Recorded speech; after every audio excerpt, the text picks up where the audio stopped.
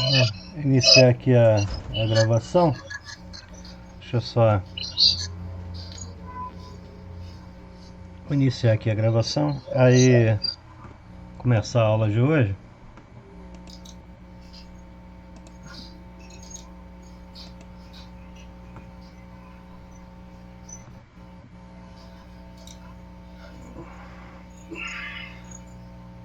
Só cuidado aí, tem um microfone aberto aí. Então dá uma olhadinha para fechar. Deixa eu ver quem é. Eu acho que é o Caio. Tá com o microfone aberto depois. Ah, beleza. Valeu. Bom, vamos começar a aula de hoje. Eu vou colocar mais 3 exercícios para a semana que vem. Eu vou, ao invés de colocar a bateria de exercícios aberta, deixa eu ver aqui só se está gravando. Ao invés de colocar a bateria de exercícios abertas na segunda-feira, dia 6, eu vou colocar na quarta, dia 8, tá? Então que terça que vem é feriado, né? Ao invés de colocar e quebrar aí o feriado, esqueci desse negócio do dia 6, que se não ia quebrar o feriado de vocês aí, eu vou deixar em aberto para fazer os exercícios na quarta-feira, dia 8. Aí eu aviso por e-mail também para vocês e deixo também o link para vocês na quarta-feira que vem abrirem lá e resolverem os exercícios, tá? Vou deixar essas informações todas no próximo e-mail aí que eu mando amanhã para vocês. Então, ao invés de ter que fazer os exercícios na segunda, dia 6, que seria ali no meio do feriado, vai fazer na quarta-feira, dia 8, tá bom? Então vou colocar mais 3 exercícios. Hoje a gente vai falar um pouco também de flexibilidade, de adaptações da flexibilidade e como proceder com o treinamento de flexibilidade, quais os inconvenientes, né, de um treino de flexibilidade antes de um treino de força ou de resistência. Mas antes disso, eu vou colocar alguns exercícios também para somar aí para a revisão da próxima aula, para a próxima aula vocês fazerem bem aí a bateria de exercícios, tá? Só cuidado, eu acho que tem um microfone aberto. Cuidado aí, tá? Deixa eu ver aí quem é. Tem o microfone aberto, eu acho. Bom, vamos começar aqui. Eu coloquei 3 exercícios aqui. O coração, ele tem uma carga, né? Aliás, 2, né? Existe uma carga de volume, que é uma pré-carga, e existe uma pós-carga, que é uma carga de tensão. A carga que depende do retorno venoso é a carga de volume, é a pré-carga. Então, quando você está fazendo um exercício, a panturrilha, né, os músculos dos membros inferiores contraem e relaxam, facilita o retorno de sangue para o coração. A bomba respiratória também, né, o tórax expandindo e retraindo, isso faz um efeito sucção na caixa torácica e havendo constrição, favorecendo o retorno de sangue para o coração.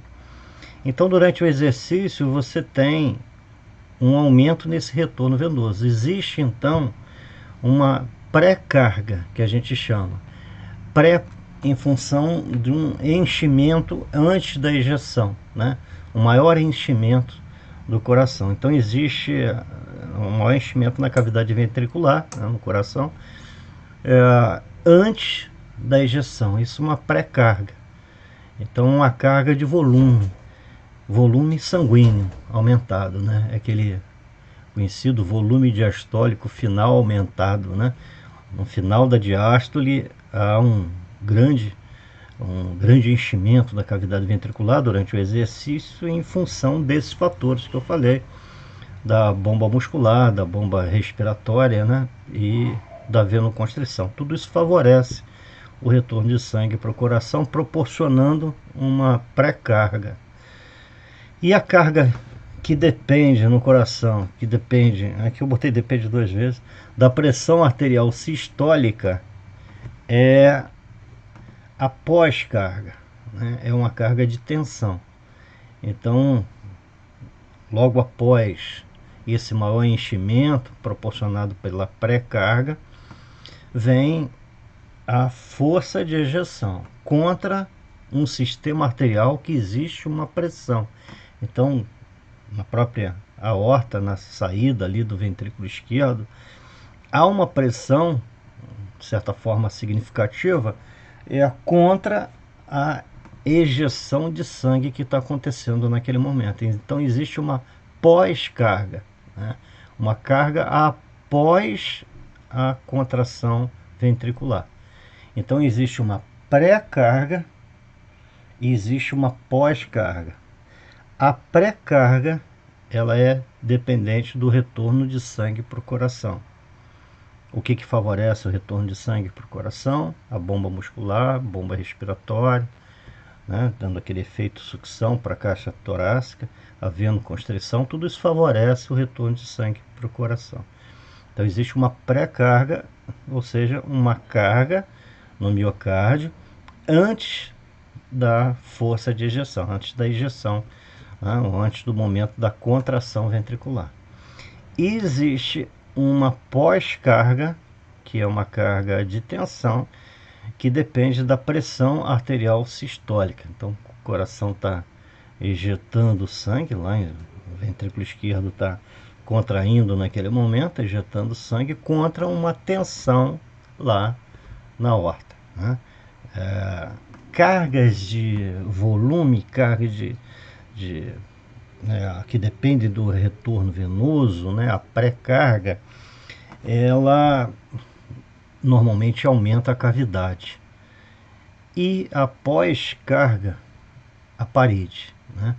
Por isso que sempre foi citado, né, que exercícios que tipo aeróbio contínuo melhoram mais a cavidade, e exercício de força mais a parede ventricular. Isso não quer dizer, essa hipertrofia, que ela seja concêntrica para dentro.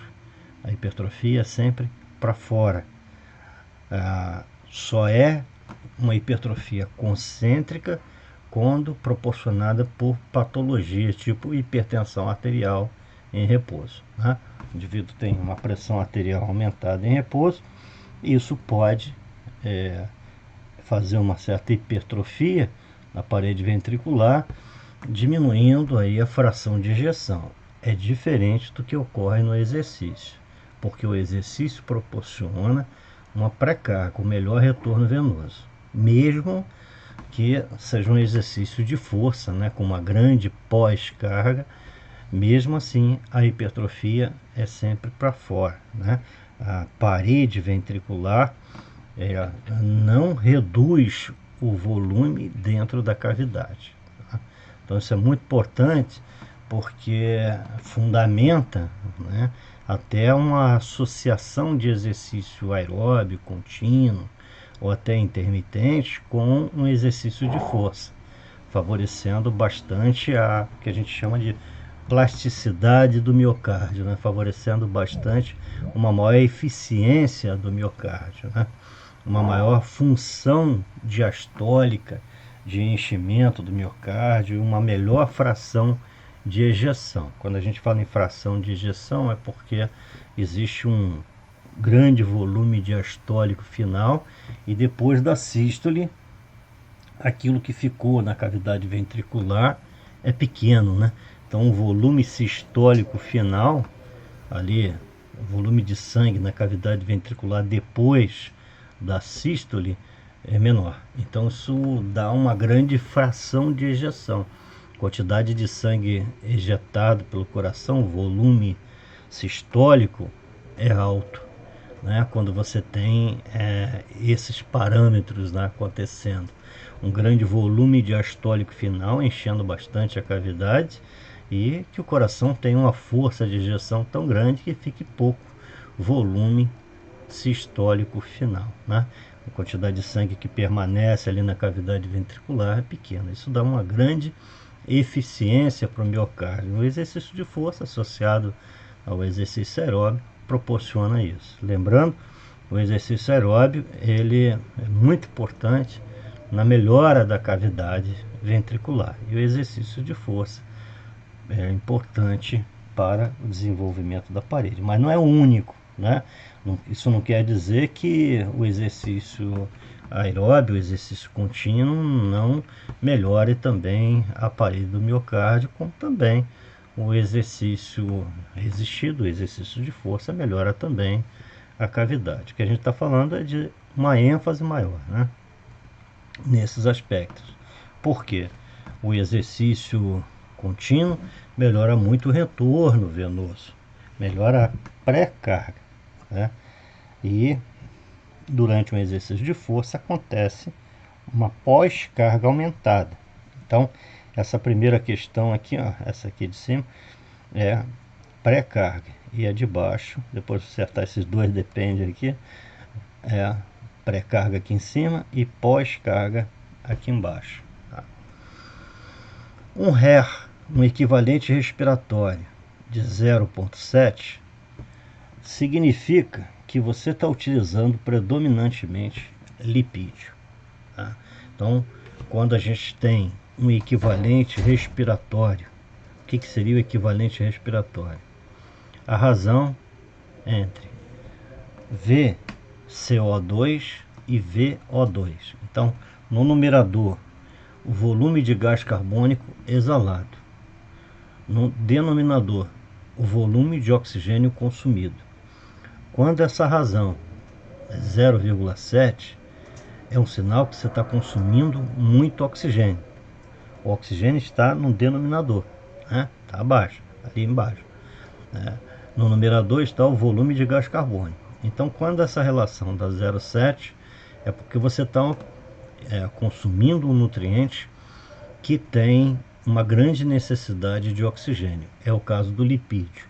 Se a gente comparar a molécula de lipídio com a molécula de glicose, a gente vai observar que, relativamente ao tamanho da molécula, a molécula de glicose tem mais oxigênio do que a molécula de lipídio.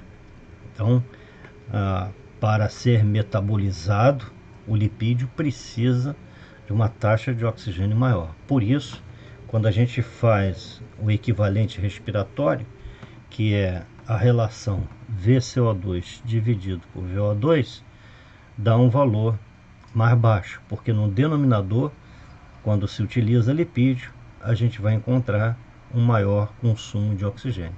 Então, se o denominador aumenta, isso quer dizer que essa razão, né, essa divisão, vai ser mais baixa. No caso, 0,7. 0,7 é um sinal que o indivíduo está, naquele momento, metabolizando mais lipídio. Muitos artigos científicos trazem isso aí, muitos, mas muitos. Vocês vão ver, às vezes, ali, estudando HIIT, estudando treinamento de força. Geralmente o pesquisador, no pós-exercício, eles fazem esse equivalente respiratório, esse RER. Então, se tiver um método de treinamento que tenha reduzido mais esse RER, é um sinal que com aquele treinamento no pós-exercício você está utilizando mais lipídio, tá bom? Então, isso é bem legal. No pós-exercício é necessário que o método de treinamento proporcione um maior gasto calórico e, ao mesmo tempo, que tenha uma maior participação do lipídio em percentual, né? Então, como é que a gente sabe que o lipídio está sendo mais utilizado naquele momento? A relação VCO2, VO2 é mais baixa do que 1. 1 predominantemente carboidrato, glicose. 0,7 predominantemente lipídio. Tá? É assim que os pesquisadores identificam se o método de treinamento, se na ação ou na recuperação, ele faz utilizar mais lipídio, né? Isso não tem nada a ver com emagrecimento lá na frente. Emagrecimento é um processo muito mais complexo, é de maneira aguda, né? Você observar se aquele método de treinamento proporciona assim uma melhor adaptação para a lipólise, né? O processo de emagrecimento depende de outros fatores. Oi, pode falar. Como funciona para fazer essa medição? Isso é feito com espirometria, né? Então você coloca uma máscara, né? E tem um medidor de gás. Todo o ar do ambiente, né, passa por esse medidor. Então você sabe o oxigênio do ar ambiente que está entrando. Então tem uma válvula de entrada para esse ar do meio ambiente e tem uma mangueirinha com uma válvula de saída, aquilo que você está exalando. Então o que entra de oxigênio e o que sai de oxigênio é medido. O que, por incrível que pareça, o que sai de oxigênio, né? Porque geralmente a gente pensa que o ar que nós exalamos é gás carbônico, e não é. O ar que nós exalamos é oxigênio e gás carbônico, né? Tem uma quantidade bem grande de oxigênio no ar que a gente exala. Então você tem que medir a entrada, tá? Por exemplo, num ar ambiente tem 20,93% de oxigênio, e mede a saída de oxigênio, por exemplo, digamos 17,93%. Então 3% você conseguiu aproveitar desse oxigênio, né? Então é assim que é medido a quantidade de oxigênio que entra e que sai. E a mesma coisa o gás carbônico. O gás carbônico que entra é desprezível, né? A gente não tem, mas o gás carbônico que sai, né? Então a gente mede através da espirometria ou ergospirometria. Ergospirometria é quando você está fazendo exercício. Espirometria é quando você está analisando o metabolismo de repouso, o metabolismo basal, tá? Então esse é o procedimento para fazer aí o HER, tá? Tranquilo aí? Tranquilo, obrigado. Tá? Professor, Oi, pode perguntar. Você consegue identificar pelo HER o limiar de lactato? Sim, consegue identificar. Um HER acima de 1 é o primeiro limiar, entendeu? É um sinal. Aí você fala assim, mas como é que vai aparecer um HER acima de 1, né? Como é que pode, se o HER só vai até 1?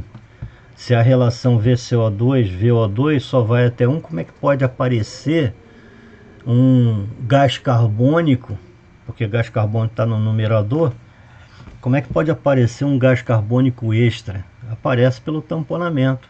Nós temos no sangue bicarbonato. O bicarbonato ele tampona a acidose que está acontecendo em nível muscular, e o que sobra é gás carbônico. Então o numerador aí dessa relação VCO2 dividido por VO2, esse numerador aumenta por quê? Porque você está tamponando, você está neutralizando a acidose. É igual quando a gente está com acidez no estômago, a gente vai lá e toma um antiácido, né? Então você precisa tomar aquele antiácido para neutralizar. Aquilo é bicarbonato, neutraliza a acidez. Só que nós construímos com o treinamento um bicarbonato também, né? A gente constrói bicarbonato para neutralizar a acidose que está acontecendo no esforço. Então é um caso de superar 1. Então quando supera essa relação 1, é um sinal que você está com acidose descompensada. Você está fazendo acidose, conseguindo enfrentar essa acidose no exercício com sua capacidade de tamponamento. É a primeira flexão ali que acontece, né? Se a gente verificar a ventilação, por exemplo, a primeira flexão na ventilação é isso, né? Em função desse aumento de um CO2 extra pelo bicarbonato que a gente adapta com o treinamento, né? Tá? Então pode sim. Obrigado, professor. Tá? Professor, oi? A prova é por agora? É na quarta-feira, na quarta da semana que vem. Quarta ou terça? Não, quarta. Terça é feriado. Terça é dia 7. Ah, entendi. Mas aí vai ser. Eu vou deixar aberto, né? Igual que eu faço sempre. Eu deixo aberto 12 horas lá para. São poucos exercícios, Ah, entendi, tranquilo. entendi. Aí Beleza, professor. eu deixo aberto de 8 às 8, mas assim, não pode ficar tranquilo, vai estudando, Tranquilo. Semana que estudando vem? esses exercícios. É, dia 8. Tá legal. Eu ia Obrigado. fazer, eu ia fazer dia 6, mas dia 6 vou quebrar o feriado de vocês aí. Aí eu troquei, vou botar dia 8, tá? Que é quarta-feira, porque não dá. Esse semestre é um semestre. Todo semestre, né? Tem sido um semestre muito curto, então não dá pra gente perder tempo, assim, perder um feriado, perder uma aula por feriado. Então vou botar na quarta-feira e ali fica. Se tiver algum problema, depois me avisa ou marca uma outra data, mas a princípio, quarta-feira eu vou deixar aberto lá. Tá? Tá ótimo, professor. Obrigado. Bom, vamos ver agora a flexibilidade. Tá? A flexibilidade, vamos pegar alguns fundamentos fisiológicos para a gente entender a flexibilidade. É muito comum da gente dividir os termos, né? Alongamento e flexibilidade. Aqui no Brasil, alongamento ficou muito associado ao exercício para adquirir flexibilidade. Alguns autores citam alongamento como um exercício submáximo para a aquisição da flexibilidade, né? Eu costumo dizer que, no modo de ver, alongamento é um exercício para adquirir a qualidade física, flexibilidade. Alongamento não é uma qualidade física, a flexibilidade é uma qualidade física, né? Alongamento é um exercício para você adquirir flexibilidade. Então, não precisa assim separar muito o que é alongamento e flexibilidade. Só para lembrar, essa aula de hoje não vai estar na avaliação de semana que vem não, tá? Só até a aula passada e os exercícios. Tá bom? Então, alongamento normalmente é um exercício para se adquirir a flexibilidade, que é a qualidade física. A qualidade física. A flexibilidade é uma qualidade física que diz assim, é a maior amplitude articular que você tem, tá? Então, a flexibilidade é a maior amplitude articular. Atletas com maior flexibilidade, eles têm mais facilidade em executar gestos de grande amplitude.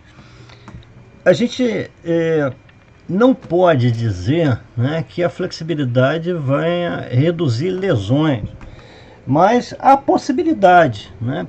Por que não dá para dizer com precisão que flexibilidade reduz lesão? Porque não tem como medir muito bem em pesquisa a incidência de lesão, né? Não dá para a gente medir muito isso, porque a gente teria que fazer dois grupos, expor esses dois grupos ao mesmo, né, trabalho, ao mesmo, tudo exatamente igual, né? Passadas que ele está fazendo, e a gente sabe que isso é muito difícil de reproduzir, né?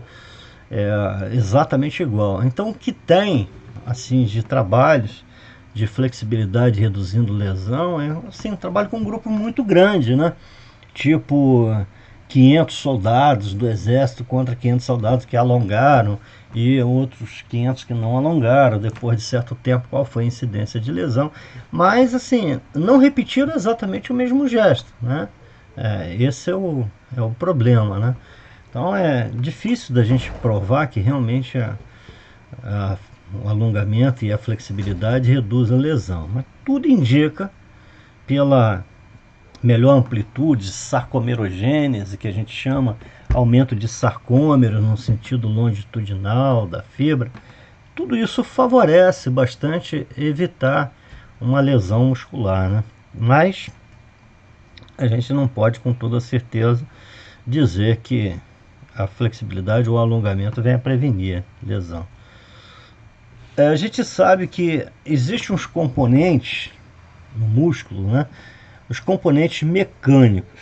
Esses componentes mecânicos, eles são elásticos em série, elásticos em paralelo, que são chamados também de viscosos, e são os contráteis, né? Então a gente tem os elásticos em série, em paralelo, e o mecanismo contrátil. Se a gente pegar aqui, o que seria elástico em paralelo? Então a gente tem aqui, ó, o endomísio, a gente tem o perimísio, a gente tem o epimísio.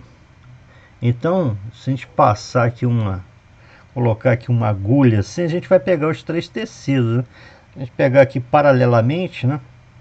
A gente vai ver aqui, olha, o endomísio, o perimísio e epimísio.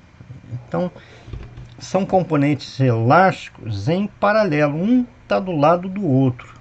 Né? Resiste quando o músculo é estirado passivamente. Então, quando você está ali passivamente fazendo um exercício de alongamento, passivo, quer dizer, sozinho, né, sem nenhum auxílio, esses tecidos conjuntivos, eles estão sustentando ali, evitando uma maior amplitude da articulação. Eles são muito responsáveis pelo comprimento do músculo em repouso, né? Então, eles sustentam ali essa maior amplitude passivamente e deixam aquele, junto com o tônus muscular, naquele comprimento muscular no repouso. Eles estão paralelos à fibra muscular. Então, a fibra muscular está nesse sentido, né? Aqui também, paralelamente, os tecidos conjuntivos, endomísio, perimísio e epimísio. E a gente tem os componentes elásticos em série. Em série quer dizer que um está à frente do outro, aqui assim, né?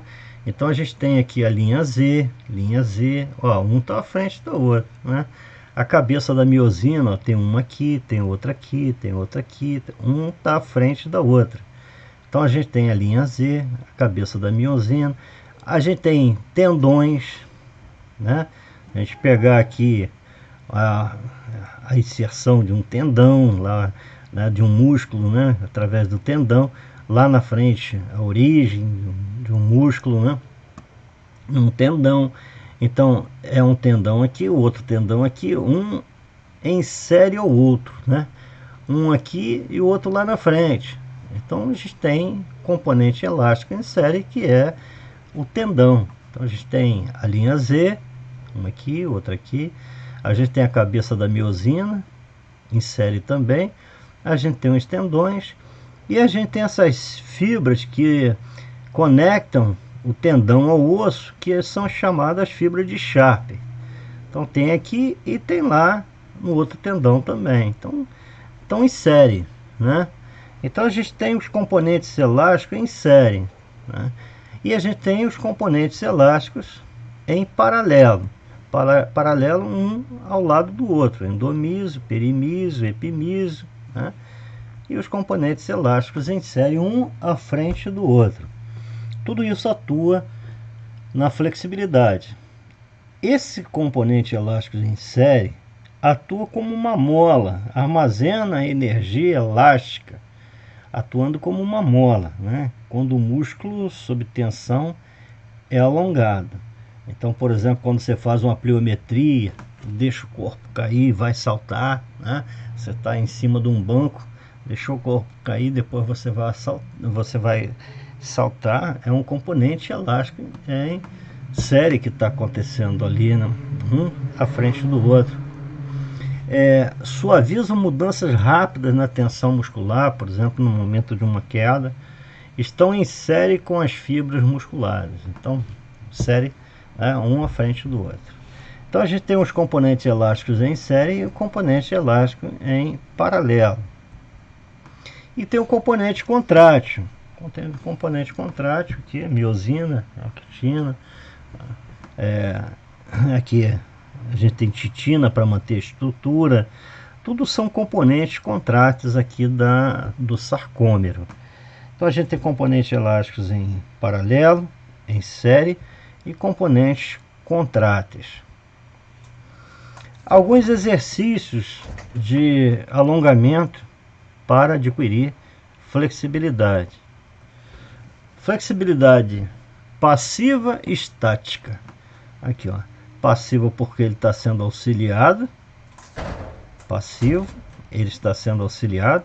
E estático porque está parado naquele momento. Então, flexibilidade passiva e estática. Ou exercício de alongamento passivo e estático. Passivo dinâmico. Passivo porque está sendo auxiliado e dinâmico porque está sendo balístico. O professor aqui está fazendo uma forma de flexibilidade balística, empurrando, retorna, empurra, retorna, né? Dinâmico é balístico, ele está tendo movimento, né? Passivo, dinâmico. Então é passivo porque ele está sendo auxiliado e dinâmico porque está tendo movimento. Ativo e estático. Flexibilidade ativa e estática. Ativo porque ele está sozinho. E estática porque está parado. Tá? Então, flexibilidade ativa e estática. Ativa e dinâmica. Ela está fazendo um movimento balístico sozinho, não está sendo auxiliado, é ativo, e é dinâmico, porque há um movimento balístico aqui. Tá? Então a flexibilidade ela pode ser passivo estática, passivo dinâmica, ativo estática, ativo dinâmica. E pode ser proprioceptiva. Por exemplo, na década de 40, através do método Cabot, foi desenvolvida uma técnica, o No e Voice, uma técnica que é chamada facilitação neuromuscular proprioceptiva, chamada também de FNP. Na educação física foi conhecido também como 3S, Scientific Stretching for Sport. Então, FNP ou 3S, é mais comum FNP, facilitação neuroproprioceptiva. Então, aqui nesse momento, o indivíduo está fazendo uma flexibilidade passiva, está sendo auxiliado, né, naquele momento. Há 8 segundos aqui de força. Ele está fazendo força contrária, esse indivíduo aqui está fazendo exercício, faz força contrária, esse aqui faz força nesse sentido e a pessoa faz força contrária. Nesse momento entra em ação o ATG. O ATG relaxa a musculatura. Então você consegue, depois com 10 segundos, relaxando o indivíduo que está executando, ele relaxa completamente, depois dos 8 segundos de contração, ele relaxa, e aí durante 10 segundos ele tem uma maior amplitude articular pela entrada do ATG fazendo relaxamento. Então isso acontece pra caramba, tá? De trabalhar a flexibilidade em FNP, né? É muito comum em reabilitação, é muito comum para você atuar com aqueles atletas, com essa técnica em atletas que têm uma baixa flexibilidade. Isso é muito comum de ser usado. E tem essa técnica aqui também, que ela é mais miofacial, que é a técnica de Mulligan. Então a gente vai observar aqui, olha, bem componentes elásticos em série, ó. Ele faz a força para fora, para lá, alongando esses componentes elásticos em série.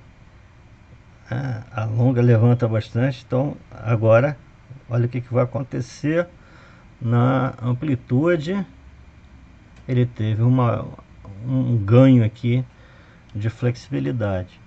Tanto essa técnica quanto o FNP são técnicas mais agressivas, né? São técnicas que você deve evitar aí de fazer um treinamento de força depois, por um tempo. Não são muito indicados como aquecimento, né? eles são indicados, essas duas técnicas são indicadas mesmo para se adquirir flexibilidade naquela sessão, né? Não são técnicas para se associar a outro tipo de exercício, né? Então, tanto Mulligan quanto FNP. Vamos pegar uma pesquisa aqui. Professor, Oi, pode perguntar. já tinha ouvido falar que o FNP, além da questão do OTG, você tem o ganho de flexibilidade porque o fuso muscular ele fadiga. Isso de fato acontece? Teoricamente é muito difícil de separar essas coisas, né? Porque a atuação do OTG é uma atuação mais clara, né? Mas que o fuso, teoricamente, né? Ele poderia, de tanto você mandar a informação, ele poderia, na placa motora do motoneurônio alfa, ele poderia diminuir a restauração de acetilcolina, né? Então é possível acontecer isso, é possível. Apesar de um trabalho recente analisando treinamento de força, essa fadiga na placa motora não foi muito constatada, né? Até uma das formas de fadiga normalmente que a gente fala, né? Mas ela não foi assim muito constatada no exercício de mais tensão. E muito mais em repetição, em muito tempo de repetição que você constatava essa fadiga na placa motora. Mas é possível que não tenha restauração de acetilcolina, né? Você libera a acetilcolina esterase vai quebrar essa acetilcolina e você vai ter que restaurar. Pode ser, a gente tem mitocôndrias ali no botão sináptico para restauração, então pode ser que com o tempo se mostre efetivamente que a participação do fuso é aí reduzida, porque você não tem mais a acetilcolina para fazer a tensão no motoneurônio alfa, né? Na fibra muscular a partir do motoneurônio alfa. Então pode ser sim, mas o que a gente tem certeza assim é a participação do ATG, tá? Perfeito, professor, obrigado. Então, aqui, né, num trabalho de 2007, uma série versus 6 séries de alongamento em FNP, 5 segundos de contração, quanto maior o volume, maior o resultado. Então foi resultado positivo aí para flexibilidade. Então, maior volume, um ganho maior de flexibilidade nesse artigo 2007. No artigo de 2013, 3 estudantes do sexo masculino, FNP versus estático, aquilo que eu falei, FNP é mais agressivo no aspecto até de resultado, FNP foi melhor. Agora, houve diminuição da força muscular. Então, quando se faz um exercício de flexibilidade intenso, tipo FNP, estático, durante um certo tempo, há uma certa redução da força muscular. Em quem? Geralmente, mal condicionado, tá? A gente constatou isso num artigo publicado aí há 2 anos, né, lá no LADB. A gente publicou um artigo a esse respeito. Os que tinham um pior condicionamento, eles eram mais suscetíveis à redução da força com a flexibilidade. Tá?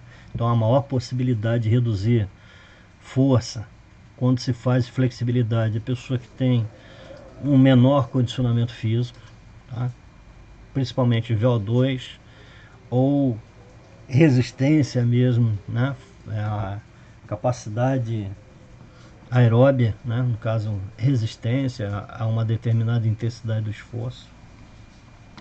E também, quanto mais tempo você ficar fazendo exercício de flexibilidade, isso reduz mais imediatamente depois do exercício a força muscular. Então depende do nível de condicionamento, e do tempo que você fica fazendo o exercício. Quando o exercício é muito rápido, exercício de flexibilidade é muito rápido, tipo que se faz normalmente de 10 segundos, né? Praticamente não há redução da força muscular depois. Agora, quando fica 30 segundos, 40, passou de 30 segundos, já há uma redução da força muscular. Quanto tempo dura essa redução da força muscular? Ela dura mais ou menos 10 a 15 minutos, a redução da força muscular. Então, se a gente pegar a maioria dos estudos, quanto tempo, quando se compara ali o tempo de redução dessa força com exercício de flexibilidade, é aí 10, 15 minutos, né? O exercício de flexibilidade, ele trouxe um ganho positivo no aspecto de tendão, tá? Aqui está ventando a beça, por isso esse barulho. Um aspecto positivo aí no tendão, mas um aspecto negativo é que para algumas pessoas, especialmente aquela com pior condicionamento, especialmente quando você fica mais tempo fazendo exercício de flexibilidade, quando imediatamente depois você troca, né? Você sai da flexibilidade e vai para a força sem fazer nada, né? Flexibilidade e força direto. Isso tudo leva a uma maior redução da força muscular que vem no exercício depois, tá? Então, vamos pegar um outro estudo aqui. Professor, Oi, pode perguntar. uma pergunta. Não sei se vai destoar um pouco da temática, mas e quanto àqueles métodos de treinamento que se aproveita do intervalo recuperativo para você fazer alongamento, seja num músculo antagonista, para diminuir a contração do exercício de bíceps, ou seja, num músculo agonista para aumentar a intensidade, digamos assim. Faço uma cadeira extensora e passo o meu intervalo de recuperação fazendo um alongamento de quadríceps e reto femoral, por exemplo. Essa redução de força, ela acontece quando você utiliza desses métodos ou a dinâmica acaba sendo diferente? Não, pelo seguinte. Primeiro que o tempo é muito curto. Geralmente nessas técnicas se usa 10 a 15 segundos de flexibilidade entre exercícios, dentro da recuperação da série. E isso reduz, ou praticamente não deixa nenhum resíduo de redução de força muscular, né? Porque o tempo é muito curto. E segundo, são pessoas treinadas, né? E pessoas treinadas normalmente, ainda mais com um tempo muito curto de exercício, não tem essa redução da força. E outro aspecto também é quando se associa, né, um exercício de flexibilidade, exercício de alongamento com outros exercícios, você reverte praticamente todo esse problema causado pela flexibilidade. Então, por exemplo, quando se faz assim no aquecimento, você começa um aquecimento, alonga, e logo depois vem movimentações variadas, aceleração, salto. Acabou o efeito negativo da flexibilidade. Acabou. Então, esses exercícios que vêm depois, né, eles acabam assim tirando esse efeito negativo. Como a flexibilidade está intrasérie, está dentro da recuperação ali, é feito por um indivíduo treinado, né, é feito num tempo muito pequeno, a flexibilidade aí não vai ter um efeito negativo. Outra coisa também interessante, que o possível efeito positivo, né, seria a abertura dos canais de aquaporina. Então, as fibras rápidas apresentam muitos canais de aquaporina, e com exercício de flexibilidade você teria uma maior entrada, um maior edema muscular, e isso poderia proporcionar depois do exercício maior tempo de sinalização para hipertrofia. Por isso que esses métodos sobrevivem, né? FST7, esses métodos têm SST, tem métodos que têm essa característica, né, de fazer um exercício de alongamento entre as séries. Não tem aspecto negativo porque são pessoas treinadas normalmente e o tempo é muito curto. Tá? Então você utiliza essas estratégias, não é durante o intervalo de recuperação inteiro. Se por exemplo, for 1 minuto, você não fica 1 minuto alongando. É próximo do fim, digamos assim, do intervalo de recuperação. Normalmente se usa logo depois que você fez o exercício. Então você terminou o exercício, 15 segundos, alonga, aí o restante, vamos supor que você recupera em 1 minuto, os 45 segundos depois é passivo, sem alongamento, entendeu? Entendi. Não é o tempo todo não, é 15 segundos, no máximo, 10 a 15 segundos. Não tem nenhum método que fica direto todo o tempo não, que aí sim poderia somar aí, em algumas pessoas poderia ter redução de força. Entendi.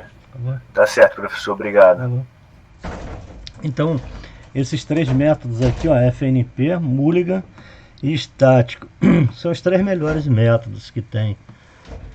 Os 3 melhores métodos. FNP e Mulligan foram superiores ao alongamento estático. Então, se a gente pegar, são os 3 melhores métodos assim para você adquirir flexibilidade. Agora, são 3 métodos também que concorrem para a força, né?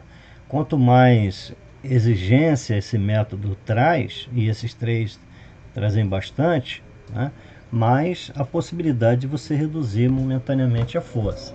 Tirando ali aqueles casos que a gente falou, né? O sujeito treinado, né? Pouco tempo executando, aí não vai ter muito problema.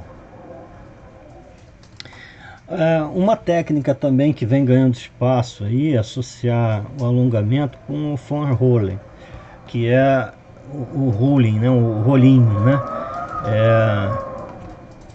Por exemplo, nesse estudo aqui, 40 indivíduos, flexão de quadril inferior a 90 graus, quer dizer, limitação no arco articular, alongamento estático e o alongamento com rolling. Resultado, a combinação melhorou mais a flexibilidade. Então a combinação com rolling melhorou mais a flexibilidade. Então pode ser mesmo que, especialmente, né, o componente elástico em paralelo, endomísio, perimísio, epimísio, que compõe a face, né, e você fazendo uma liberação miofascial, você poderia melhorar um pouco mais a sua flexibilidade, como foi mostrado nesse estudo de 2014. Mas se estudou também se aumentava a força muscular, né? Se o rolling aumentava a força muscular e não melhora a força muscular. Alongamento e força. Então, se a gente pegar aqui, olha, esse estudo aqui foi o primeiro estudo a mostrar um efeito negativo do alongamento na força muscular. Mas também, olha como é que foi feito. 1 hora de alongamento, panturrilha, isso não existe, né? Ninguém vai fazer isso. Então, obviamente, deu uma redução na força muscular. O sinal elétrico depois da força foi reduzido, né? Então reduziu aí 19 a 23% da força muscular na panturrilha. O alongamento causa a redução da rigidez tendínea, né? Mais complacência significa ceder, né? Então quando o músculo cede mais, tendão cede mais, né? Há mais complacência, né? Então, mais complacência permite uma melhor utilização dos componentes elásticos em série. E isso poderia dar uma melhor, até uma eficiência mecânica um pouquinho melhor, prevenindo lesão, né? Isso poderia ser um aspecto positivo aí da flexibilidade. E causa um maior armazenamento e liberação de energia elástica que poderia causar. A gente, quando estudou a potência lá no laboratório, com exercício de alongamento e depois exercício de potência anaeróbica, a gente não percebeu isso aqui, né, que poderia melhorar a potência. A gente viu que só para alguns, né, mas para a maioria você não tinha assim uma melhora de potência, né? Você tinha assim uma não redução da força ou da potência quando o indivíduo era melhor condicionado, né? Mas certamente nesse aspecto aqui de lesão, de reduzir a rigidez tendínea, a liberação maior miofascial, né? Uma complacência miofascial, isso poderia facilitar aí uma execução do movimento e reduzir a incidência de lesão. Há efeito agudo do alongamento estático sobre a força do quadríceps, né? Trabalho do Kramer. 4 exercícios de quadríceps em mulheres, 4 séries de 30 segundos em cada exercício, 8 minutos de alongamento, é bastante tempo de alongamento, ninguém faz isso por um músculo, né? Havia redução da força. Agora vejam o problema dessa pesquisa. Ninguém faz 4 séries de 30 segundos em cada exercício para quadríceps. Ninguém vai fazer isso, né? Normalmente você alonga 10 segundos, troca de grupamento, faz isquiotibiais, faz, né, os adutores, você vai alternando. Então a gente tem que ter cuidado com certas pesquisas, né? Como foi, por exemplo, nessa aí, de fazer um tipo de exercício que não é muito comum, né? Você fazer 4 exercícios de quadríceps, 4 séries de 30 segundos, né? Vai fazer isso aí muito tempo, né? Então realmente deu redução de força, mas não é comum. Então lembrar de algumas coisas. O alongamento que mais prejudica, né, é FNP, Mulligan e passivo. O alongamento que mais prejudica, mais uma vez, é aquele que demora, né, acima de 30 segundos.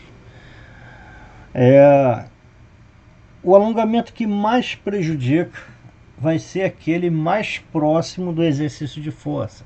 Ou seja, se você deixasse para fazer essas técnicas no final de um aquecimento, antes de começar a sua série propriamente dita de força, isso poderia fazer uma redução. Mas se você colocar no início um tempo muito curto de exercício, de alongamento, 10 segundos, por exemplo, e no início, né, quando você terminar seu aquecimento, você já praticamente perdeu totalmente, sem contar com o nível de condicionamento do sujeito, você já perdeu totalmente aquele efeito negativo do alongamento sobre a força muscular, né? Então a gente tem que estar atento assim, como driblar esse efeito negativo do alongamento.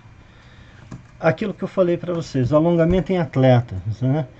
Então há um efeito agudo do alongamento estático sobre a força do quadríceps, 5, 15, 30, 45. Claro que quanto mais prolongado aqui, 30, 45, você tem mais problemas.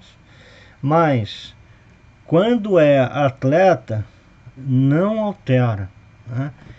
Quanto melhor condicionado o sujeito, menos. A gente fala assim, não altera, porque na maioria, né? Existe uma responsividade, existe uma resposta individual de cada atleta, obviamente. Tem um ou outro que vai ter uma resposta negativa, né? Mas para a maioria que a gente está dizendo, né, não altera a força que vem depois, em nenhum tempo desse aqui, 5, 10, nem tempos mais prolongados. Agora, para ter a certeza mesmo trabalhando com atleta, para ter a certeza que você não vai ter uma influência negativa, coloca o alongamento. Você é preparador físico de uma equipe de vôlei, de futebol e tal, coloque esse alongamento no início, se tiver que fazer o alongamento. Se tiver que colocar um alongamento estático, coloca no início, mas coloca poucos exercícios por pouco tempo, né? E deixa dar ênfase mais a exercícios dinâmicos. Alongamento dinâmico não causa problema negativo na força muscular, né? Problema na força muscular, você não tem. Então, se tiver que fazer, coloca por que no início? Porque você vai ter um aquecimento aí de 10, 15 minutos, né? Quando se fala de atletas, né? Você vai ter um aquecimento de 10, 15 minutos, dependendo da modalidade, até mais. E quando chegar no final desse aquecimento, se houver algum efeito residual ainda negativo, esse efeito já acabou no tempo. Tá? Outra coisa importante também é não demorar em cada exercício desse tipo, né, de flexibilidade. Outra coisa também é não repetir o mesmo grupamento. Por exemplo, o cara faz flexão de tronco com os pés unidos. Aí ele vai fazer outro exercício, afasta lateralmente a perna, os pés, e faz a flexão de tronco. Pô, ele continua ali em isquiotibiais, alongando isquiotibiais. Então, evita isso. Mesmo que o exercício seja curto, não repita exercícios para o mesmo agrupamento. Troca completamente de agrupamento, né?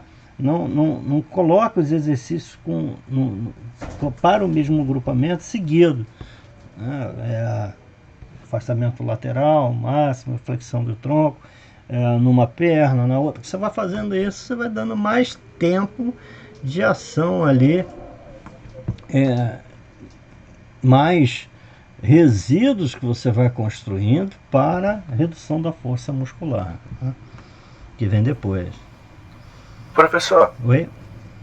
Uma pergunta. No local onde eu trabalho, eu vejo muito quando os professores têm a prescrição de alongamento, ou até mesmo personais, eles fazem no final do treino. Uhum. Se utilizar dessas informações que você está passando, de fazer poucas séries, alternar os grupamentos em pouco tempo, no final do treino também é válido? No final não precisa, porque qual seria esses toques que eu estou dando é para não reduzir a força, né? Certo. Como no final já acabou tudo, não precisa. Você pode fazer normal, né? Não precisa ter essa precaução aí de ficar de ver todos esses critérios que não reduz a força, porque não vai ter força depois, entendeu? Então não tem problema. No final, tanto faz, não tem problema nenhum. É só evitar, assim, se tiver muitas microlesões, também não insistir demais numa flexibilidade demorada, e por outro aspecto ali de microlesões que tem em função do exercício. Mas esses critérios aí que eu estou falando para o aquecimento, não deveria, assim, você não precisa nem se preocupar para o final, porque esses critérios são só para quando vem um exercício de força depois, para você evitar essa redução da força. Como já está no final, não tem problema nenhum. Depois de 10, 15 minutos, acabou. O pessoal foi embora 10, 15 minutos, entendeu? Então, se você tiver disponibilidade de tempo com o seu aluno de personal e ele tiver necessidade de trabalhar flexibilidade e você não quiser impactar na força, você pode fazer um trabalho de flexibilidade completo após o treinamento de força. Não seria prejudicial. Sem problema. No longo prazo, por exemplo, ele tem uma diminuição de força depois de X semanas. Sim. Não teria esse problema. Não teria problema. Inclusive, assim, a única questão é ter uma certa sensibilidade para também não estender aquelas microlesões que ele teve ali com o treinamento. Mas como as microlesões pós-exercício ainda são pequenas, porque a maior parte das microlesões que a gente faz demora um pouco, porque elas não são provenientes somente do exercício, elas são provenientes do processo inflamatório, e o processo inflamatório demora. Tanto é que às vezes a gente sente dor muscular em função de um exercício 48 horas depois do exercício, né? Tem certos países até que você joga um futebol no domingo, segunda você treina e terça você descansa, né? Eu já trabalhei em países que era assim, na segunda-feira você treina, porque o cara quase não está sentindo dor muscular ainda, e na terça, que seria o pior dia de dor muscular, ele descansa. Então, por quê? Porque essas microlesões são geradas também pelo processo inflamatório que está acontecendo ali. Então, pós-exercício, mesmo se alongar ali, você não tem muito o que fazer. Pode alongar e sem aquela preocupação de concorrência, né? de concorrência, de força, porque não vai ter nada depois, né? Tá, perfeito, professor, obrigado. Aí aqui, ó, alongamento estático, altera sprint. Será que altera sprint, né? Reduziu a velocidade, até mesmo sem alongar quadríceps, alongando outros grupamentos. Até mesmo alongando uma perna, apenas havia redução da flexibilidade, do sprint, da velocidade no sprint. A explicação possível: diminuição da capacidade da unidade músculo-tendínea em armazenar energia. Todo mundo está atrás disso. Qual a explicação da flexibilidade reduzir a força muscular? Uma das explicações é essa, da unidade músculo-tendínea não armazenar tanta energia, né? Não acredito muito que seja um principal fator isso aí, não. Há outros fatores, por exemplo, de fadiga central, pelo fato de você estar fazendo um exercício diferente do que você vai fazer no oposto até, né? Você vai fazer como método principal. Se você vai fazer força, é contração. Se você vai fazer alongamento, é amplitude. Então, são movimentos opostos. Isso causa realmente uma fadiga central em função disso, um drive neural, pela mudança de exercício que está sendo feito. Outro aspecto também é o fato de poder existir uma fadiga na placa motora ali pelo tempo de alongamento está sendo feito, né? Como eu comentei isso antes, pode ser um mecanismo. Então, ainda assim, muita coisa, né, para a gente descobrir por que algumas pessoas, né, têm essa redução da força muscular quando alonga, né? Uma coisa é certa: tomando algumas atitudes, você evita esse problema. Uma das atitudes mais interessantes é alongar no início, se tiver que alongar no início e por pouco tempo, né? Alternar agrupamentos bastante. E uma coisa que dá sempre certo, né? É fazer exercícios depois de coordenação e aceleração, mobilidade. Isso sempre retira aquele efeito negativo do alongamento na força muscular. Então, por exemplo, você alongou e tal, começou a fazer movimentações variadas, passada lateral, skipping, aceleração, movimento de costa, movimento lateral, acelera. Essa variação de movimentos sempre tira aquele efeito negativo, essa combinação com coordenação, com variação de movimento, sempre tira aquele efeito negativo da flexibilidade feita anteriormente, principalmente quando associada a sprint. Outra coisa muito legal também, durante o aquecimento, de fazer para tirar esse efeito negativo do alongamento, é sprint, salta, salta e acelera. Movimentos de agilidade, movimentos de força associada à velocidade. Isso normalmente retira esse efeito negativo da flexibilidade, né? Então, essas associações são interessantes, né? Alongamento estático altera ali o sprint. Alongamento estático dinâmico e sprint. Primeiro aquecia, depois de 6 minutos de alongamento, mais movimentações. Movimentações posteriores não reduzem a performance. Então, quando você faz estático, depois faz movimentos, você tira esse efeito negativo da flexibilidade, tá? Movimentações variadas, movimento de costa, acelera, zigue-zague, né? Quando se faz isso, você tira esse efeito negativo. Então, olha quantas coisas para a gente acrescentar num aquecimento para que o alongamento não seja assim prejudicial ao trabalho de força e potência que vem depois, né? Porque é muito comum as pessoas falarem assim: não faz alongamento no aquecimento não, porque senão vai reduzir a força, vai reduzir a potência. E isso não é verdade. Se souber fazer, não tem problema nenhum. Ao contrário, você tem até efeito positivo, que é a redução da rigidez tendínea, né? Isso é um efeito positivo, né? Então, se tiver essas precauções que a gente está falando, você pode colocar alguns exercícios de alongamento. Não precisa colocar muitos, mas alongamentos curtos ali, no início, sem problema nenhum. Há ações que restauram a performance, né? Então, por exemplo, uma rotina de aquecimento e movimento específico esportivo depois desse alongamento.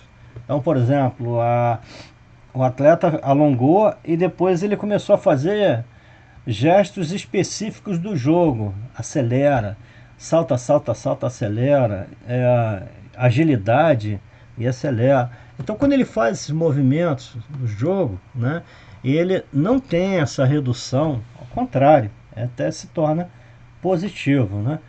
Então, olha quantas coisas, né, que a gente tem que estar atento, né? Ao invés de falar assim, generalizar que o alongamento reduz a força muscular, a gente tem que aprender a como contornar isso, né?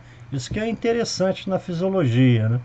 Como dar aquele pulo do gato ali, contornando esses problemas. Eu particularmente, nunca tive problema assim, né? Eu sempre trabalhei muitos anos como preparador físico, não tinha problema nenhum de lesão pelo fato de ter alongado, né? Pelo contrário, a gente tinha sempre uma incidência de lesão muito baixa, em função desses cuidados que a gente tem que ter, né? E nem redução de performance, né? De força com um atleta que tem alongado. Efeito positivo da rigidez. Esse efeito positivo da rigidez tendínea, isso é um efeito positivo do alongamento. Dura bastante tempo. Dura aí 30 minutos, mais ou menos. Então isso é legal para evitar lesão, né? Então, veja bem, a gente tem um efeito negativo do alongamento que dura 15 minutos. E tem um efeito positivo que dura 30 minutos. Então você aqueceu, né? Quando você termina o aquecimento, você está terminando ali o aquecimento com, vamos supor, 15 minutos. Um aquecimento médio aí para uma equipe de futebol, de handebol, 15 minutos. Você está terminando ali o aquecimento futsal, 15 minutos você está terminando o aquecimento, né? O problema acabou. O problema ali da flexibilidade, se houver, se você tiver errado em alguma coisa, ficou muito tempo no alongamento, você não vai fazer isso, né? Ficou muito tempo no alongamento, seus atletas não eram bem condicionados, deu tudo errado e teve um problema, né, de redução da força. Isso demora 15 minutos. Quando você termina o aquecimento, já passou esse tempo. Então você tem ali mais 15 minutos de efeito positivo, que é a redução dessa rigidez tendínea, que isso é muito positivo, porque isso aumenta a amplitude articular, teoricamente para a redução da incidência de lesão, isso é positivo. Então, o Gabriel Trajano, ele coloca um negócio que eu acho bem legal, né? Você tem aqui, olha, um lado negativo do aquecimento, né? Caiu aqui a performance, mais 10, 15 minutos, acabou esse problema. E você tem essa redução da rigidez tendínea, que é favorável, que fica por mais tempo aqui, ó, até 30 minutos. Então, aos 12, 13, 14, 15 minutos, o alongamento é 17, 20, 25. O alongamento tem seu aspecto positivo na performance do cara, né? Especialmente nessa redução da rigidez tendínea. Então, ele se torna positivo. Agora, qual é a causa dessa redução da força? Há mudanças viscoelásticas no tecido muscular pelo fato de ter alongado. Há mudança na relação comprimento-tensão, aquela relação que a gente tem, né, de força pela abertura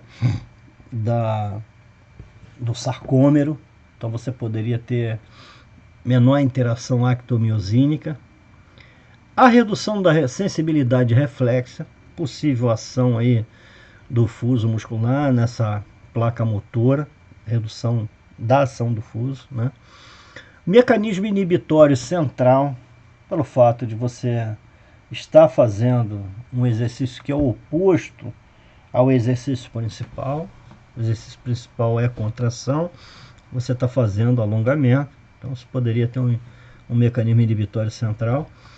Ação neural contrária ao que seria desenvolvido no sprint, contrações rápidas no sprint, e você agora está alongando. Então, tudo isso são fatores que poderiam reduzir a força muscular. Não é comum em esporte, exceto luta, ginástica, né, você dá muita ênfase aí à flexibilidade. Não é muito comum nos aquecimentos, né, de outras modalidades. O que a gente tem que aprender para driblar esse problema da flexibilidade antes da força muscular? Como é que a gente pode driblar isso aí? Primeiro, se for num aquecimento, se tiver exercício estático, faz no início, porque é o pior para redução da força, né? Você não vai fazer FNP nem vai fazer Mulligan. Então, o estático de todos eles, tirando esses dois, é o que mais reduz a força. Então, se tiver que fazer, faz no início, porque você vai ter ainda o restante do aquecimento para acabar esse problema negativo aí da flexibilidade. Cada exercício não ultrapassa mais do que 10 segundos. Faça alternância de grupamentos. Não fica no mesmo grupamento, né? Isquiotibiais, o máximo de afastamento lateral, junta os pés, né? Não vai fazer isso. Troca de grupamentos o tempo todo. Chega um determinado momento do aquecimento, dá ênfase balística, não precisa fazer alongamento apenas estático, né? Faz alongamento balístico, dinâmico, máximo de afastamento da perna lateral, frontal, elevação frontal, né, posterior. Então sempre alternar os exercícios e de forma balística também. Durante o aquecimento, e especialmente no final, faz acelerações anaeróbias, né? Skipping, acelera, movimenta de costas, gira, acelera, salta, acelera. Aí você acaba completamente com todo o problema. Fora isso, como treino de flexibilidade, pode ser longo, pode ser estático, FNP e Mulligan, sem problema, pode ser sucessivo, porque não vem nada depois. Então, como treino de flexibilidade, não tem problema nenhum, pode ser longo, pode ser sucessivo, fazer exercício para o mesmo grupamento, sem problema nenhum, pode fazer estático, FNP. Agora, como aquecimento, essas 5 regrinhas aqui, né, elas têm que estar na cabeça da gente, no momento do aquecimento. Ok? Beleza? Alguma dificuldade aí na aula de hoje? Tranquilo?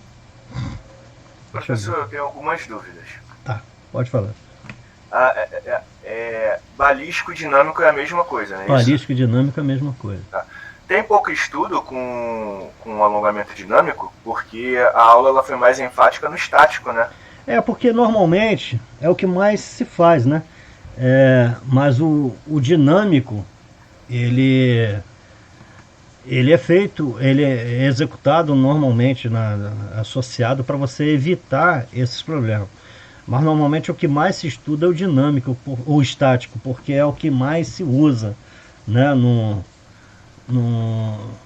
dia a dia de aquecimento, de alongamento. Quando se fala de exercício de flexibilidade, é o mais comum, o estático. Uhum. Mas é aquilo que você comentou, não é para ficar só no estático, não. O dinâmico é tão bom, e principalmente quando depois do estático, para você tirar esse problema do alongamento estático, né? Então, quando se faz o dinâmico, você se aproxima da ação motora do gesto, né?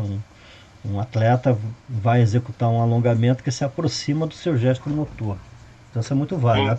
Então o dinâmico ele teria menos impacto na redução de força. Ao contrário até. Melhora até sprint. Tá? Melhora. O alongamento dinâmico ele melhora. Entendi. Mas infelizmente, como você colocou, ele é pouco realizado. Né? Você assiste um aquecimento no voleibol, geralmente o alongamento é estático. Depois vai para a rede, vai fazer lá, aqui começa os dinâmicos, porque o próprio gesto já ele vai fazer uma cortada, né? Aí já é dinâmico. A mesma coisa no futebol, né? Deveria se valorizar mais o dinâmico, porque o dinâmico ele tira esse problema do estático, ainda acrescenta a melhora de performance. Tá? Quando se faz assim comparação, estático demorado, dinâmico, sprint depois, em sedentário, o sprint é melhorado logo após o exercício dinâmico, alongamento dinâmico. Olha que legal. Entendi, bacana. Interessante.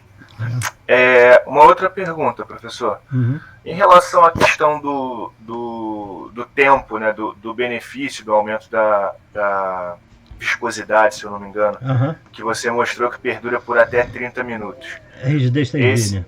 Isso, a diminuição da rigidez tendínea por até 30 minutos.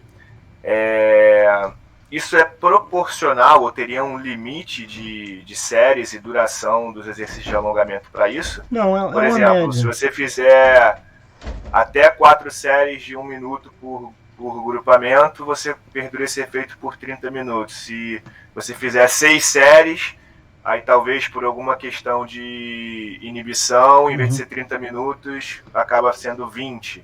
Ou esse efeito acaba sendo mais prolongado. Não, é uma média que se faz a partir de alongamentos que acontecem no basquete, no vôlei, né? Então eles pegam o tempo que os preparadores físicos alongam normalmente em cada modalidade. Em média é em torno disso daí, 30 minutos, que ainda permanece esse efeito positivo para um jogador de vôlei, de basquete. É aquele negócio, é um cobertor curto. Se você puxa para o lado da flexibilidade, você perde ali, pode perder, né, na força. E se você puxa para o lado ali da redução da rigidez tendínea, então você vai ter que demorar mais. Então é um problema ali, mas em média fica em torno de 30 minutos aí, o efeito positivo. E o efeito negativo também, em média, claro que depende de vários fatores, quanto tempo você demorou, mas em média ali 15 minutos. E aí nesse caso, eles se utilizariam mais ou menos você saberia dizer pelos artigos quantas séries e o tempo? O tempo imagino que seja curto, mas...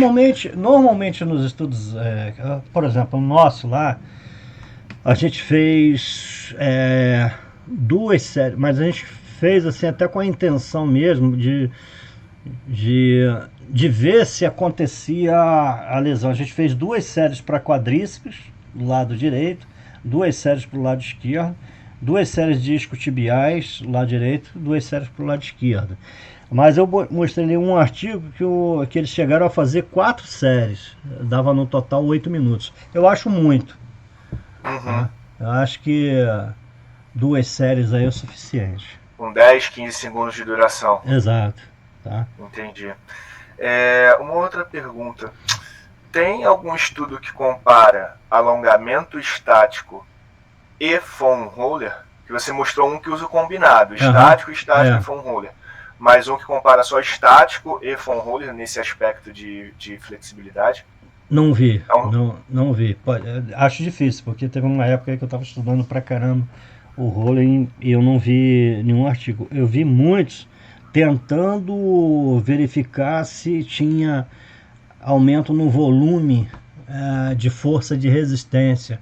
Então eles colocavam a carga de 50% e tentava verificar se a liberação miofascial poderia aumentar a força de resistência, e normalmente não dava esse aumento não, a força de resistência.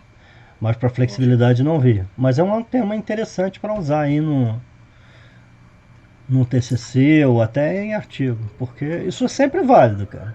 Sempre vai, porque é muito prático, né? Sim, e então, tá na média, né? Tá na média, tá na moda. Muita gente usa e às vezes nem sabe o porquê. Exatamente. E não sabe principalmente driblar.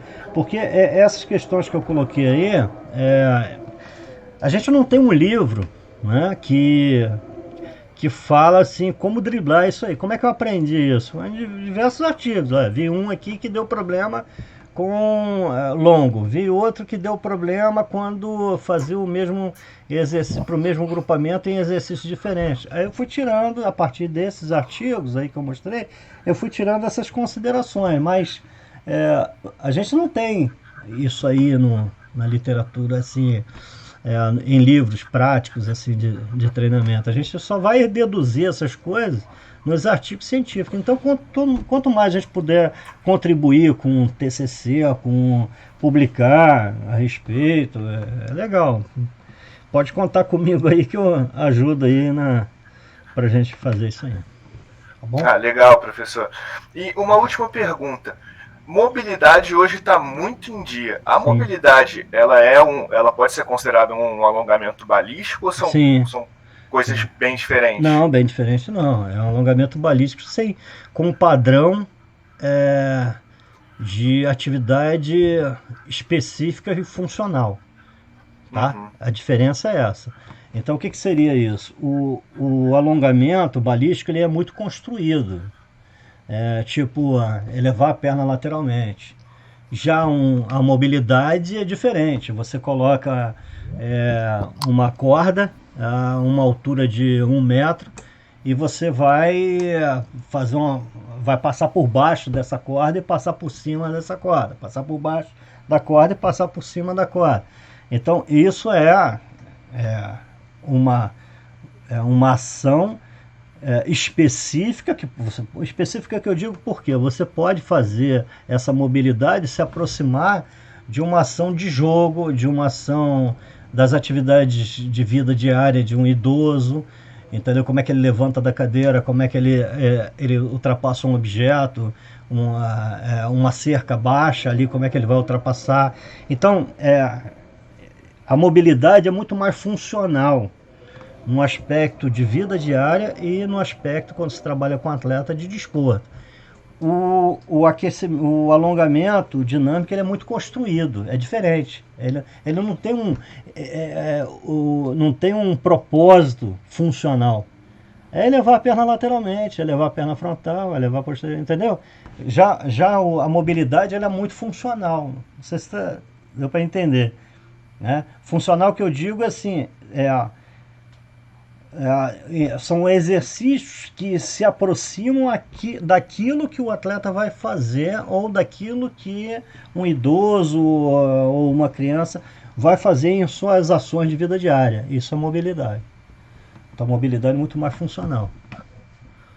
Entendeu a diferença? Tá certo, professor, entendi, ficou claro para mim. Tá?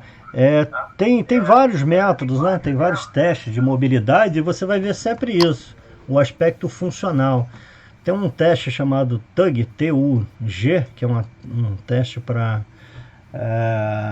ver sarcopenia, que é levantar de uma cadeira, caminhar em velocidade a uma determinada distância, contornar, retornar, sentar na cadeira, enfim, são ações assim que muito funcional, coisa que você vê acontecer, diferente de um alongamento dinâmico. O que você está fazendo? Elevando a perna lateralmente. Qual o propósito? Elevar a perna lateralmente. Então se resume o propósito no exercício mesmo e não na ação. A mobilidade propõe a ação, porque a mobilidade se aproxima de exercícios funcionais. Essa é a diferença. Né? Uhum. Entendi. E minha última pergunta. Aquele Mulligan, né? Mulligan. Esse eu não conhecia. Ele tem alguma espécie de protocolo, como o FNP? Não. Não. O propósito é fazer um alongamento dos componentes elásticos em série e paralelo, né? Especialmente em paralelo. Né?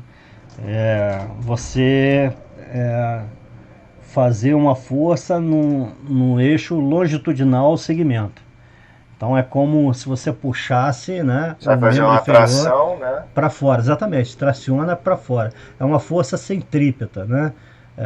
Uhum. Centrífuga, desculpa, né? Para fora, né?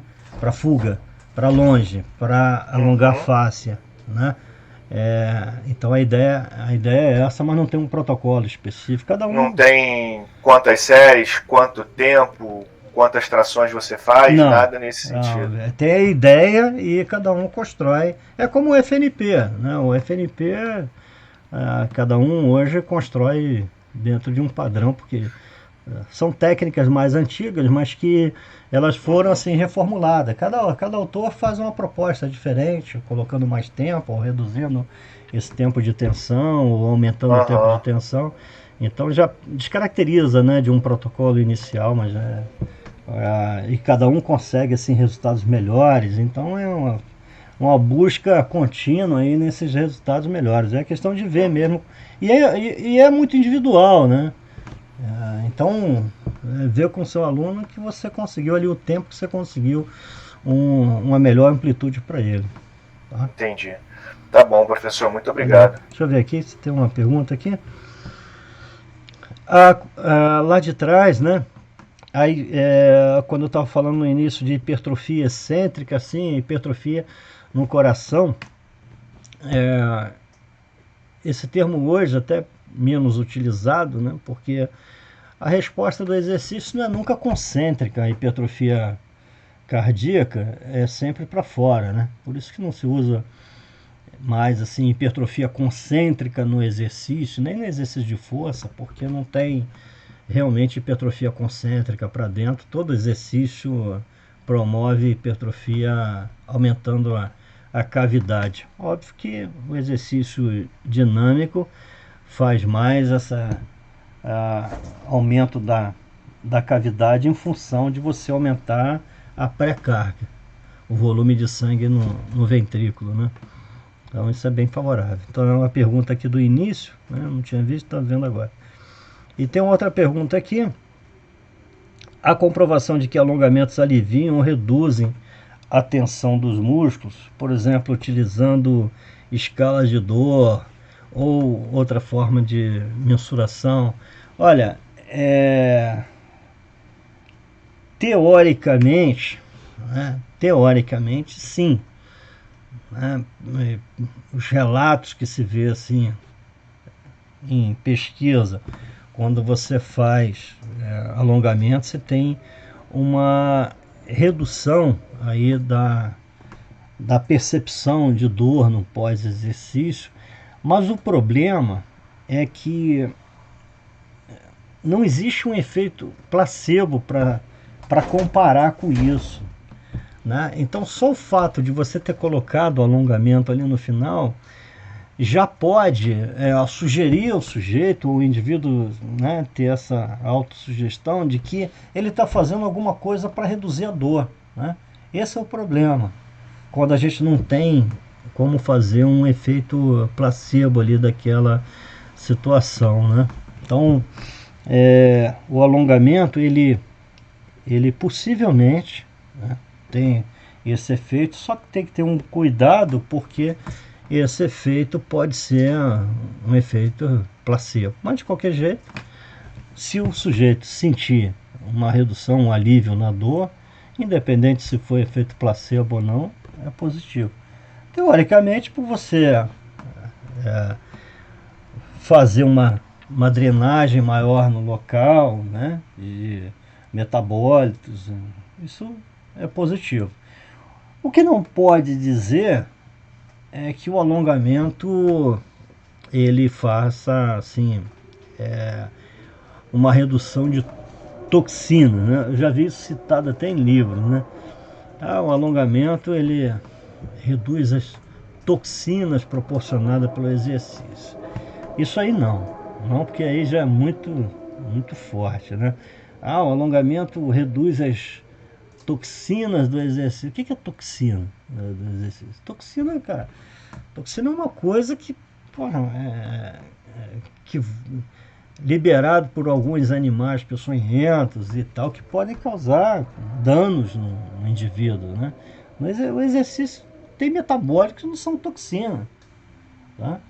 Ácido lático, por exemplo, lactato, H+, não são toxinas, né? Então é só ter esse cuidado aí, que possivelmente, né, pela redução da dor, só que a gente não sabe exatamente se isso é sugestivo aí de um efeito psicológico do alongamento ou de propriamente um efeito fisiológico. Teoricamente, tem um efeito fisiológico interessante, que seria você facilitar ali uma drenagem de metabólitos do exercício, sendo que esses metabólitos não são toxina, tá?